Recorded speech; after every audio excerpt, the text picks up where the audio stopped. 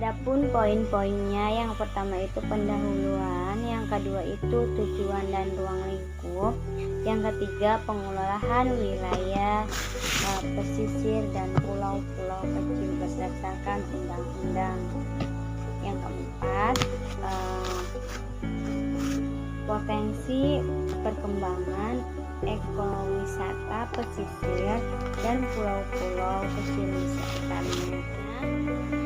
Di Indonesia merupakan negara kesejahteraan welfare state seperti yang tercantum pembukaan Undang-Undang Dasar Negara Republik Indonesia tahun 1945. Dianut konsep welfare state dalam Undang-Undang Negara Republik Indonesia tahun 1945 tidak dapat terlepas dari sumbangsi pemikiran para founding partner pada saat merumuskan konstitusi.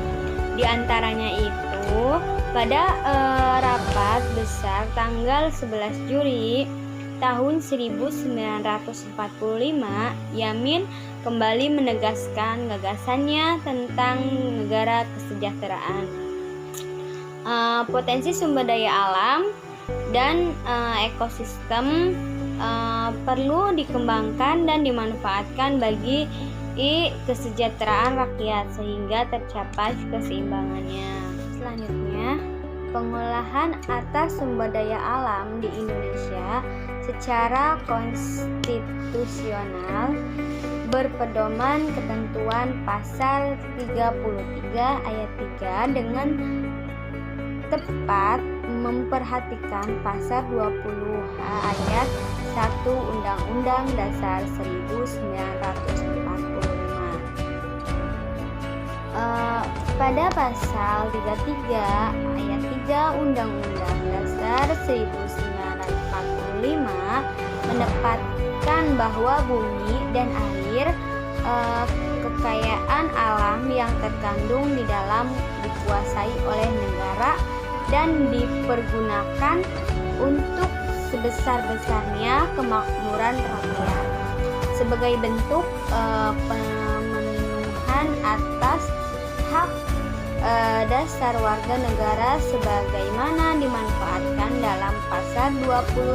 28H ayat 1 bahwa setiap orang berhak hidup sejahtera lahir dan batin, bertempat tinggal dan mendapatkan lingkungan hidup yang baik, dan serta berhak mendapatkan layanan kesehatan. Selanjutnya itu, di wilayah Indonesia memiliki garis pantai sepanjang 99,093 km, nomor 2 di dunia setelah Kanada. Garis pantai ini bisa bertambah sampai lebih 100 km jika dilakukan pemetaan yang lebih detail. Dengan 3/4 wilayah Indonesia merupakan wilayah laut dan pesisir, yaitu 5,8 juta kilometer. Dari 7,827,087 km, kondisi ini menyebabkan wilayah pesisir Indonesia akan kaya sumber daya alam yang dapat dimanfaatkan bagi kegiatan kehidupan masyarakat, baik kegiatan ekonomi, sosial maupun budaya. Memanfaatkan wilayah pesisir menimbulkan konsekuensi terhadap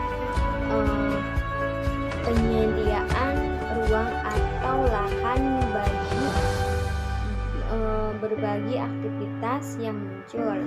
Namun, sumber daya alam selain belum dapat dimanfaatkan secara optimal dan mengalami kerusakan akibat pemanfaatan yang tidak sesuai dengan prinsip ekologis yang menjadi dasar pengelolaan pengolahan sumber daya alam secara berkelanjutan. Tujuan dan ruang lingkup Undang-Undang Nomor 1 Tahun 2014 atas perubahan Undang-Undang Nomor 27 Tahun 2007 tentang pengelolaan wilayah pesisir dan pulau-pulau kecil. Selanjutnya, tujuan dan ruang lingkup dalam konsep pembangunan berkelanjutan ada beberapa hal yang harus diperhatikan. Yang pertama, adanya komitmen pada keadilan dan prioritas pembangunan seyogianya diberikan kepada masyarakat dunia yang paling miskin dan setiap keputusan hendaknya mempertimbangkan keberadaan generasi yang akan datang. Yang kedua, adanya pandangan jauh ke depan yang menggunakan prinsip-prinsip universal untuk mencegah degradasi lingkungan. Yang ketiga, pembangunan berkelanjutan mengintegrasikan pemahaman dan pendidikan di dalam toleransi yang kompleks antara lingkungan, ekonomi, dan masyarakat. Pembangunan lingkungan, ekonomi, dan keadilan masyarakat merupakan pilar utama dalam pembangunan berkelanjutan. Pembangunan ekonomi harus mempertimbangkan dampak pada segi sosial dan lingkungan, diarahkan pada yang pertama, pembangunan sosial yang ditujukan pada pemberantasan kemiskinan struktural di beberapa bidang seperti ketiadaan akses pendapatan, lapangan kerja, air minum, jasa energi, pemukiman, fasilitas kesehatan, pendidikan, dan lain-lain. Yang kedua, pembangunan ekonomi. Pembangunan ekonomi harus mengubah pola produksi dan konsumsi yang tidak menopang keberkelanjutan, terutama dalam pembangunan energi yang tidak efisien dan mencemarkan. Penggunaan sumber daya alam yang secara boros, konsumsi juga perlu diarahkan kepada upaya daur ulang bahan kemasan dan hemat minyak karbon. Yang ketiga, penyelamatan dan perlindungan ekosistem serta fungsi lingkungan dari sumber daya alam terus dijaga agar mampu menopang proses pembangunan berkelanjutan. Lanjut pada pembahasan berikutnya, yaitu masih tujuan dan ruang lingkup.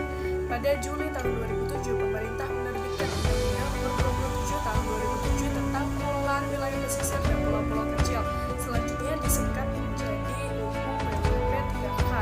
Pemerintah telah mencermati bahwa dalam kurun waktu 1 dekade terakhir ini terdapat kecenderungan terjadinya kerusakan pada wilayah pesisir dan pulau-pulau kecil karena memang wilayah tersebut rentan akibat aktivitas orang dalam yang memanfaatkan sumber daya alam serta akumulasi dari berbagai kegiatan eksploitatif yang bersifat parsial atau sektoral di wilayah tersebut, atau akibat dari peraturan perundang-undangan yang terkait dengan pemanfaatan sumber daya yang tidak berorientasi upaya pelestarian.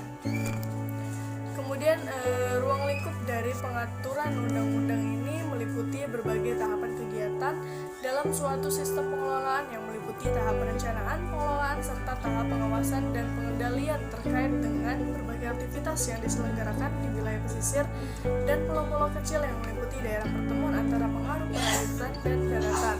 Wilayah daratan yang mencakup wilayah administrasi kecamatan dan ke arah perairan laut sejauh 12 mil laut yang diukur dari garis pantai ke arah laut lepas dan atau ke arah perairan kepulauan.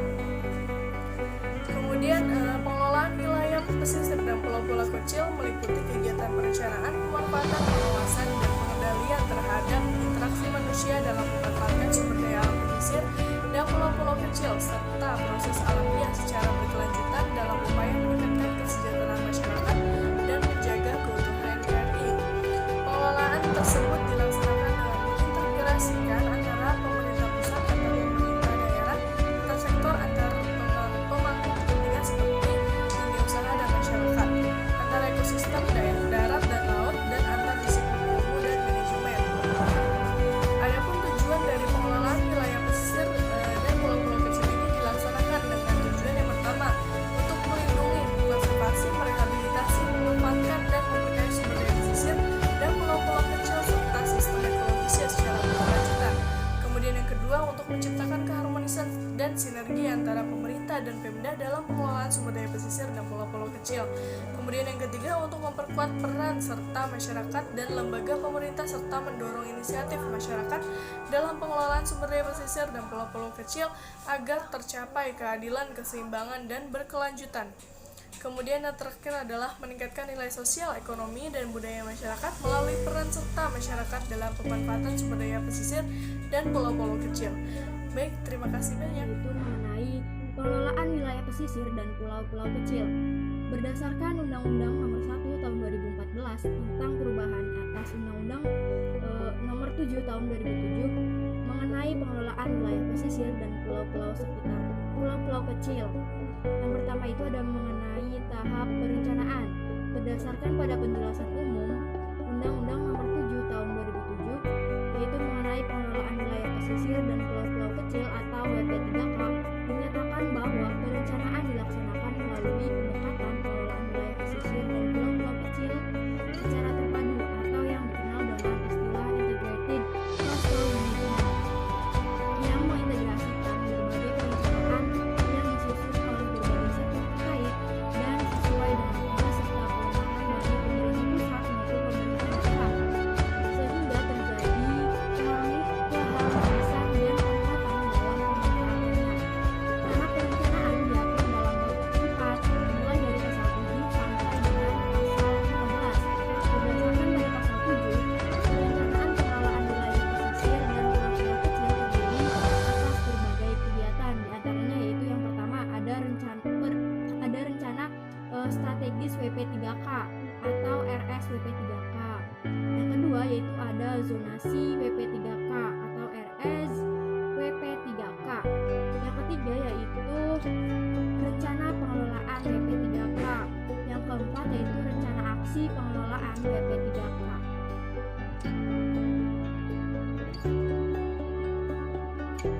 Wilayah pesisir dan pulau-pulau kecil antara lain diprioritaskan untuk kegiatan konservasi, pendidikan, pelatihan, penelitian, pengembangan, budidaya laut, pariwisata, usaha perikanan dan kelautan serta industri perikanan lestari, pertanian organik, peternakan dan kepentingan pertahanan dan keamanan negara. Pemanfaatan sumber daya pesisir dan pulau-pulau kecil ini dilakukan dengan menggunakan mekanisme perizinan sebagaimana diatur dalam bab 5 bagian 1. Bab 5 inilah yang sebelumnya mengalami revisi secara radikal dengan menghapus seluruh ketentuan yang berkaitan dengan hak pengusahaan perairan pesisir atau HP3 sebagai akibat dan pelaksanaan putusan Mahkamah Konstitusi. Selanjutnya dalam Undang-Undang Nomor 1 Tahun 2014 dinyatakan bahwa setiap orang yang melakukan pemanfaatan ruang dan sebagian perairan pesisir dan pemanfaatan pulau-pulau kecil secara menetap diwajibkan memiliki izin lokasi. Pasal 17 Undang-Undang Nomor 1 Tahun 2014 mengatur mengenai pertimbangan pemberian izin lokasi, yaitu yang pertama, pemberian izin lokasi disesuaikan dengan rencana zonasi wilayah pesisir dan pulau-pulau kecil. Yang kedua, pemberian izin lokasi wajib mempertimbangkan kelestarian ekosistem pesisir dan pulau-pulau kecil, masyarakat, nelayan tradisional, kepentingan nasional, dan hal lintas damai kapal asing. Yang ketiga yaitu izin lokasi diberikan untuk jangka waktu dan luasan tertentu.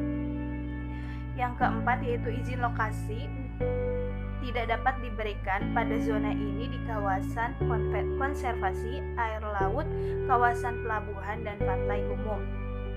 Pemberian izin lokasi ini merupakan dasar dari pemberian izin pengelolaan. Izin lokasi dan izin pengelolaan dapat diberikan kepada orang perorangan WNI atau warga negara Indonesia, korporasi yang berbadan hukum Indonesia, dan koperasi yang dibentuk oleh masyarakat yang memenuhi persyaratan teknis, administrasi dan operasional. Pemerintahan dan pemerintahan daerah wajib memfasilitasi pemberian izin lokasi dan izin pengelolaan kepada masyarakat lokal dan masyarakat tradisional yang akan memanfaatkan ruang dan pemberdaya perairan wilayah pesisir dan pulau-pulau kecil untuk pemenuhan kebutuhan sehari-hari. Adapun pemanfaatan ruang dan sumber daya perairan wilayah pesisir dan pulau-pulau kecil di lingkungan wilayah masyarakat hukum adat oleh masyarakat hukum adat menjadi kewenangan masyarakat hukum adat setempat. Tahap pengawasan dan pengendalian. Kegiatan pengawasan dan pengendalian dalam pemanfaatan WP3K dilakukan untuk menjamin terselenggaranya pengelolaan WP3K secara terpadu dan berkelanjutan. Pengawasan dan pengendalian dilakukan oleh pejabat pegawai negeri sipil tertentu yang mengelola WP3K berdasarkan peraturan menteri. Yang dilakukan dengan 1. Mengadakan patroli dan perondaan di WP3K. 2. Menerima laporan yang menyangkut perusahaan ekosistem pesisir, kawasan konservasi, kawasan pemanfaatan umum, dan kawasan strategis nasional tertentu. Pada Undang-Undang Pasal 36 Ayat 5 mewajibkan pemerintah pusat dan daerah untuk melakukan pemantauan, pengamatan lapangan, dan atau evaluasi terhadap perencanaan dan pelaksanaannya. Selanjutnya, masyarakat juga dapat berperan serta dalam pengawasan dan pengendalian WP3K yang dilakukan dengan penyampaian laporan dan atau pengaduan kepada pihak yang berwenang. Dalam rangka pengendalian pemanfaatan WP3K, pemerintah berkewajiban menyelenggarakan akreditasi terhadap program pengelolaan WP3K. Gubernur, bupati, atau wali kota dan organisasi masyarakat atau kelompok masyarakat dapat mengajukan usulan akreditasi atas program pengelolaan WP3K kepada pemerintah pusat dan daerah dengan kewenangan masing-masing. Adapun standar dan pedoman akreditasi mencakup relevansi isu prioritas, proses konsultasi publik, dampak positif terhadap kelestarian alam, dampak terhadap peningkatan kesejahteraan masyarakat, kemampuan implementasi yang memadai, dan dukungan kebijakan dan program pemerintah dan pemerintah daerah. Selanjutnya yaitu izin pengelolaan ini diberikan untuk kegiatan produksi garam, biofarmakologi laut, bioteknologi laut, pemanfaatan air laut selain energi, wisata bahari, pemasangan pipa dan kabel bawah laut, dan pengangkatan benda muatan kapal tenggelam. Adapun pemanfaatan sumber daya perairan wilayah pesisir dan pulau-pulau kecil dalam rangka penanaman modal asing, maka izin akan diberikan oleh Menteri Perikanan dan Kelautan. Setelah mendapatkan rekomendasi dari bupati atau wali kota dengan tetap mengutamakan kepentingan masyarakat.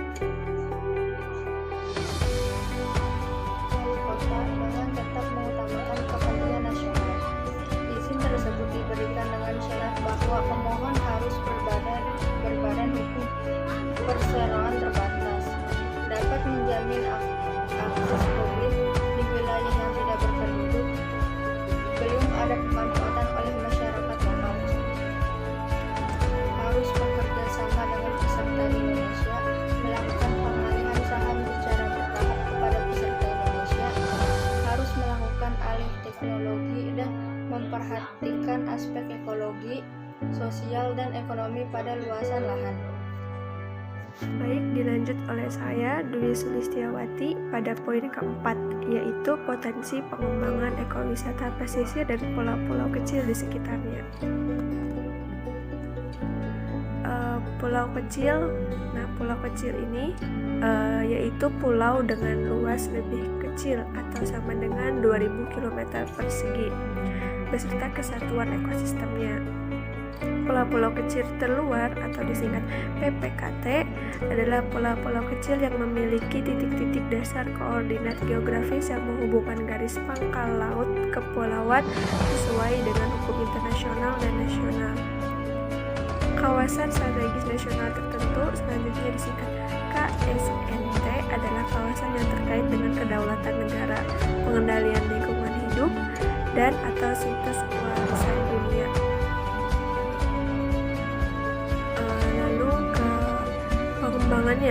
Pengembangan potensi pulau-pulau kecil tersebut masih kurang mendapat perhatian dalam pembangunan nasional.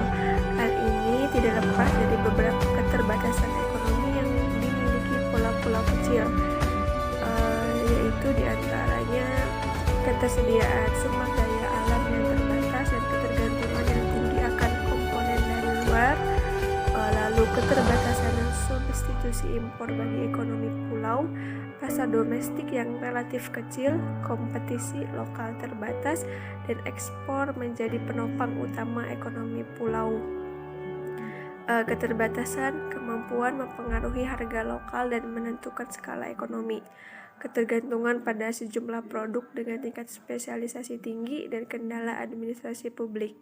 Namun demikian, pembangunan pulau-pulau kecil masih memungkinkan untuk diteruskan dengan memperhatikan skala ekonomi yang sesuai daya dukung pulau, serta tergantung dengan infrastruktur yang tersedia.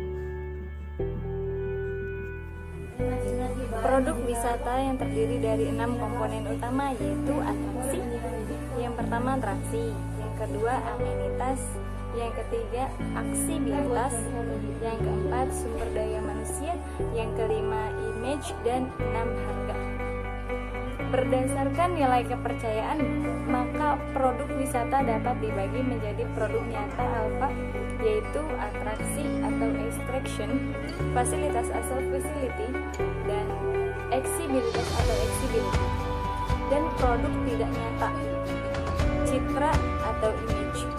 Setiap objek wisata akan memiliki persamaan atau perbedaan sesuai dengan persepsi wisatawan, tergantung lokasi dan tempat, serta kultur budaya di lingkungan. Oleh sebab itu, sebuah objek wisata memiliki keunikan dan nilai kekhasan tersendiri di mata wisatawan.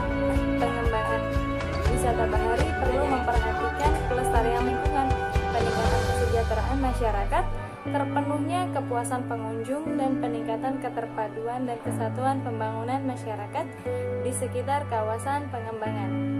Perlu pula diperhatikan adalah kemampuan pengelola ekowisata bahari dalam mengemas produk wisata sesuai dengan keinginan pasar agar tidak terjadi penurunan pasar wisata. Oke, selanjutnya eksploitasi sumber daya pesisir dan pulau-pulau kecil atau P3K yang berlebihan seperti illegal fishing, pengambilan terumbu karang, penambangan pasir, dan pembukaan tambak di kawasan mangrove telah membawa dampak terjadinya kerusakan lingkungan dan degradasi ekosistem. Apabila kegiatan tersebut terus dilakukan, maka akan berakibat pada kerugian langsung maupun tidak langsung terhadap ekonomi dan kesejahteraan masyarakat lokal. Salah satu alternatif dalam pengelolaan dan pemanfaatan sumber daya pesisir dan pulau-pulau kecil guna mendapatkan nilai ekonomi dengan tetap mengupayakan sumber daya alam adalah pengembangan ekowisata. Ekowisata ini mendapatkan konsep wisata yang memanfaatkan jasa sumber daya alam dan lingkungannya, serta dikelola dengan tujuan untuk meminimalkan dampak terhadap memberikan pendidikan dan kontribusi bagi upaya perlindungan dan peningkatan kesejahteraan bagi masyarakat lokal. Potensi sumber daya perairan gugus pulau diantaranya terumbu karang serta berbagai jenis ikan yang bernilai ekonomis penting berupa ikan konsumsi dan ikan hias. Ikan target yang umumnya menjadi tangkapan nelayan di sekitar perairan gugus pulau adalah tenggiri, kerapu merah, kerapu lumbur, kerapu bebek, dan kakap. Sedangkan jenis ikan mayor atau ikan hias yang teridentifikasi adalah Batrachus atau plakat, Norwich idol, simfish atau disupisu, Striger scorpion, Sergeant major, dan ekor kuning. Jenis ikan lainnya yang teridentifikasi adalah kelompok ikan indikator sebagai penentu tingkat kesuburan terumbu karang seperti Chaetodon tritasialis, Chaetodon capresi, Chaetodon reticulatensis, Chaetodon spegodum, dan Chaetodon okelicudus, dan Chaetodon linolanthus.